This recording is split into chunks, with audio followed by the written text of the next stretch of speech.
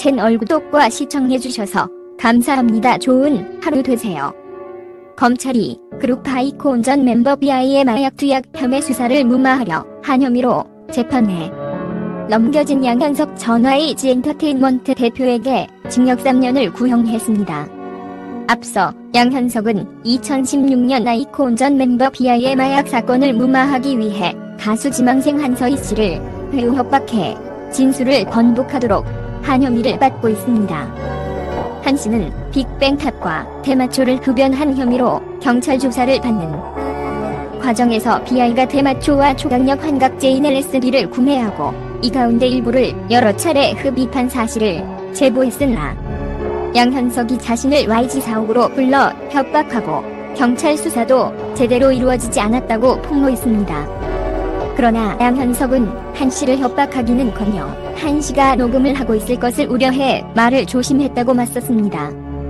그는 너는 나이도 어리고 꿈도 가수인데 마약을 하면 안 되지 않느냐라는 의미에서 착한 애가 되어야 하지 않겠냐는 말을 했을 뿐이라고 해명했습니다. 검찰 양현석 전 대표 징역 3년 구형.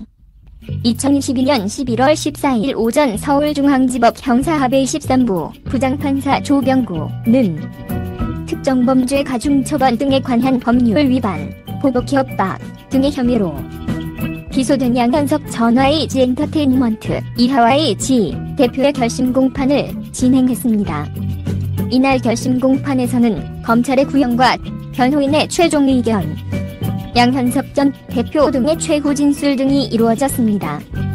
양현석 전 대표는 검은 마스크를 착용하고 등장해 덤덤하게 법정으로 향했습니다. 검찰은 양현석 전 대표에게 징역 3년을 구형했으며 방조한 혐의로 함께 재판에 넘겨진 YG 관계자 B씨에게는 징역 2년을 구형했습니다.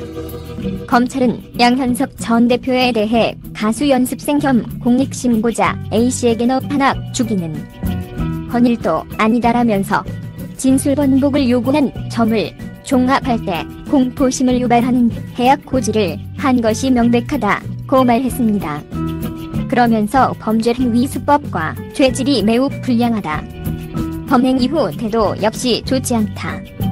수사에서 공판 과정에 이르기까지 범행을 전혀 인정하지 않고 반성의 기미조차 없다며 말했습니다. 또한 검찰은 피고인은 해당 범행을 통해 B이의 마약 혐의 수사를 초기 단계에서 무마시키는 대성공했다며 이후 아이콘은 국내외로 활동하면서 막대한 경제적 이익을 얻었다. 그리고 그 이익 대부분이 YG의 총괄 프로듀서이자 대주주인 피고인에게 돌아갔다고 주장했습니다. 변호인은 검찰의 공소 사실에 대해 양현석 전 대표가 협박했을 것이라는 것에 초점을 맞춰 사회에 꾸며지거나 심하게 왜곡된 것이라며 엄격한 증거법정주의를 보여달라고 요청했습니다. 이어 변호인은 피고인 양현석은 A씨를 만났으나 협박한 사실은 없다며 재차 강조했습니다. 또한 A씨가 양현석을 만난 상황에 대해 변복하고 있으며 일관성이 없어 믿기 어렵다며 무죄를 선고해달라고 말했습니다. 양현석 전 대표 최후 진술 깊이 성찰했다. 양현석 전 대표는 최후 진술에서 지난 3년여간 재판에 성실하게 임했다며 공익신고 내용은 사실이 아니다 라고 목소리를 높였습니다. 이어 자신의 이력을 읊으며 호소했습니다. 그는 은퇴 후 27년간 후배 가수를 양성했다. 1997년 원타임, 진우션을 시작으로 빅뱅, 21, 악동뮤지션 등 수많은 가수를 육성했다. 최근에는 블랙핑크의 총괄 프로듀서로서 힘썼다. 현재 YG 소속이 아닌 가수들도 있지만 YG로 인해 불이익을 받았다는 이야기를 한 번도 들어본 적이 없다. 그런 제가 연예인도 아니고 마약 사건으로 적발된 친구에게 너탄압 죽이는 헌일도 아니다라는 말을 했다는 건 상식적으로 이해되지 않는 발언이며 제 성향상 떠올릴 수도 없다고 피력했습니다. 이어 그는 경찰과 검찰 조사 받고 재판을 받는 3년간 모든 것이 멈춘 긴 시간이었다. 그동안 저를 깊이 성찰했다. 제가 더 큰 어른이 되지 못해 생긴 일이다. 팬들에게 죄송하다. K-팝이 전 세계에 인기를 얻고 있고 한국의 위상을 높이고 있다. 부디 그들에게 저의 작고 미진한 비미나마 보태할 수 있도록 현명한 판결을 해달라고 최후 진술을 마쳤습니다.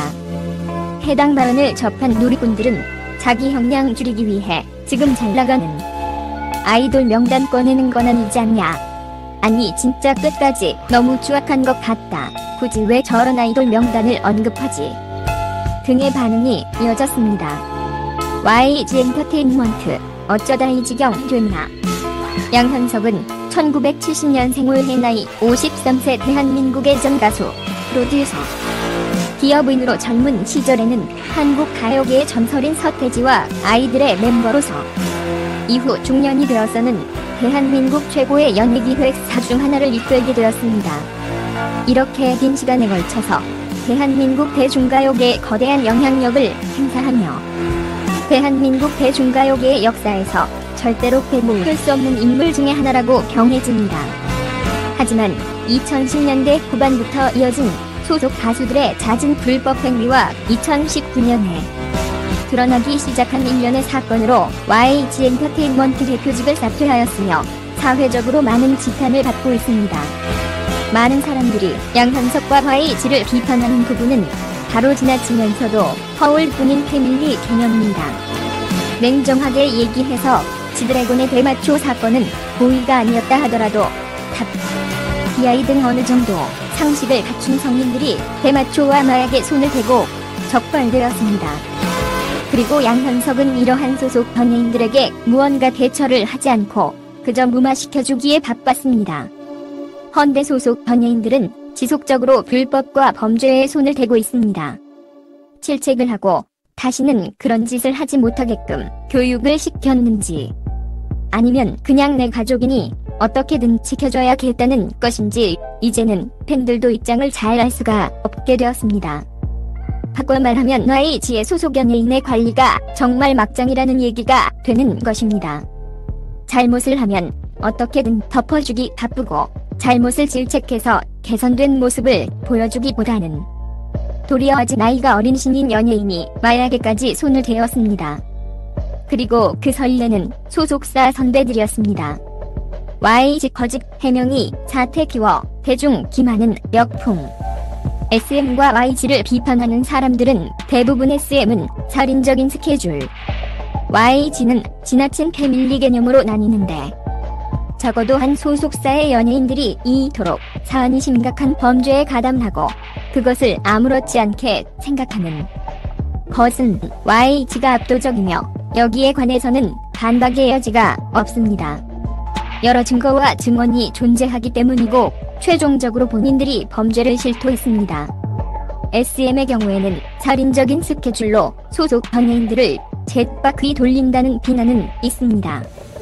그러나 YG는 소속 연예인들이 활동은커녕 앨범 발매조차도 없이 무기한 대기 상태로 먼 산만 바라보다가 시간과 세월을 보내고 정작 소속사 대표와 활동 중인 연예인들은 여러 범죄 혐의에 가담한 정황이 포착되어 결국 소속사와 계약이 끝나자 황급히 소속사를 떠나버렸습니다.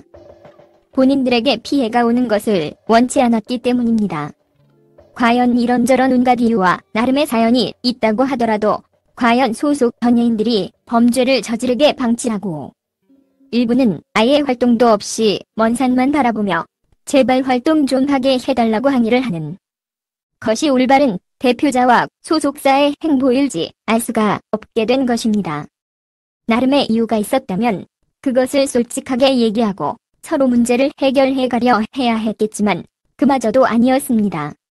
무엇보다 자금의 부족 혹은 트렌드가 아닌 연예인들을 일단 대기시킨다고 하더라도 냉정하게 얘기를 하면 트렌드에 맞지 않는 가수라도 어떻게든 활로를 모색하고 최소한의 가수가 아닌 다른 대외적인 활동이라도 참여하게 해줘야 하는 게 소속사가 해야 할 일입니다. 골마 터진 YG, 주문으로 얼룩진 사건일지. 예능이든 다큐든 드라마든 어디든 활동하게 해줬으면 불만도 없었을 것입니다. 적어도 방송 출연하며 돈을 벌 수 있으니 말입니다. 그런데 소속사 대표가 원정 도박을 나가고 해당 소속사 출신 연예인들은 성매매와 마약, 그리고 대마초 등 온갖 저열한 범죄를 저질렀습니다. 이는 명백하게 팬들을 속이고 기망한 것입니다. 한간에는 소속사의 자금이 부족하여 환치기와 원정도박을 저질렀다는 이야기도 있습니다. 그러나 상식적인 선에서 당연히 용인될 일이 아닙니다. 다른 방법을 찾으려고 과연 노력했을지, 혹은 없어서 그랬다 하더라도 결국 불법에 손을 대었다는 것인데, 그 피해는 결국 소속사 연예인들에게 고스란히 돌아왔고, 불법에 손을 대는 그의 모습을 보고 더비나 지드래곤 혹은 BR 등이 때운 것은 아닌지 의구심이 들게 됩니다. 실제 양현석은 그가 진심으로 자신의 소속사들을 자신의 상품 혹은 소유물로 여겼는지, 아니면 대화를 나누고 문제를 같이 해결해 나갈 패밀리로 보았을지 강력한 의심이 들게 됩니다. 심지어 소속 연예인들이 부르는 호칭만 봐도 알 수 있습니다. SM 엔터테인먼트 연예인들은 이수만을 선생님이라고 부르고, JYP 엔터테인먼트 소속 연예인들은 90년대생은 박진형을 PD님이라고 소소하게 호칭하고, 80년대생들은 아예 진영이 형, 오빠라고 부릅니다. 저 정도까진 아니더라도 다른 소속사의 연예인들도 그냥 대표님, 사장님 선에서 부르는 것으로 그치는 반면 YG 엔터테인먼트는 소속 연예인들에게 회장님이라고 불리는, 봐도 소속 연예인들을 어떻게 대우하는지 딱 봐도 답이 나옵니다. 채널 구독과 시청해주셔서 감사합니다. 좋은 하루 되세요.